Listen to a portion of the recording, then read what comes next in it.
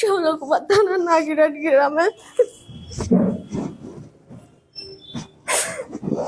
আমার আব্বুর নাম বেবি নাজনীন, আব্বুর নাম আব্দুল কুদ্দুস মিয়া। আমি শৈলকুপা সিটি কলেজের বিয়ের 2য় বর্ষে লেখাপড়া করি। আমার কলেজে যাওয়ার পথে একটা ছেলে নাম হাফিজ প্রায় খারাপ প্রস্তাব দিত।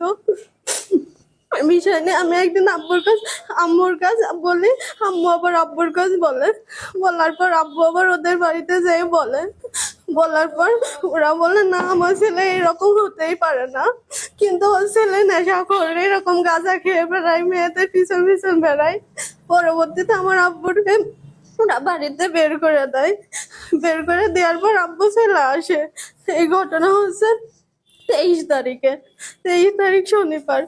পরবর্তীতে 30 তারিখে আমরা বাড়িতে রয়েছি, আমি, আমার ছোট বোন, আব্বু। হঠাৎ আমিরুল মুন্সি আর হাফিজ মুন্সি বাড়িতে আসে। আসার পর ভাঙচুর করে। ভাঙচুর করার পরে আমি দরজা লাগাতে যাই, পারি না, আমার জোর করে উঠানে টেনে নিয়ে আসে। নিয়ে আসার পরে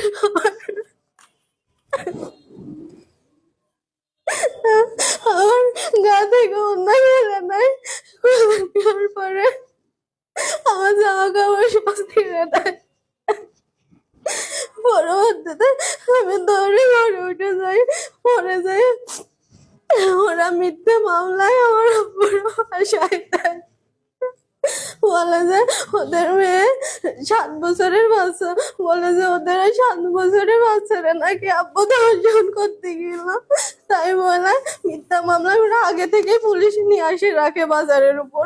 মানে 5 মিনিটও হয়নি, 5 মিনিটের ভেতর পুলিশ চলে আসে। এসে হঠাৎ ধরে নিয়ে চলে যায়, কোনো কথা না, ওরা নিজেরাই মারে। আব্বুরা মারার পরে বলে যে গ্রামবাসী মারছে।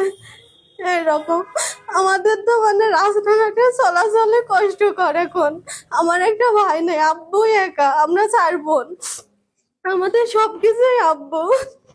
এখন আব্বু যদি জেলে থাকে আমরা কিভাবে থাকবো?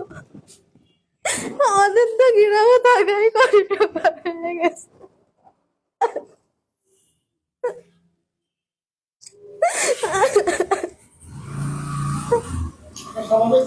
বলেন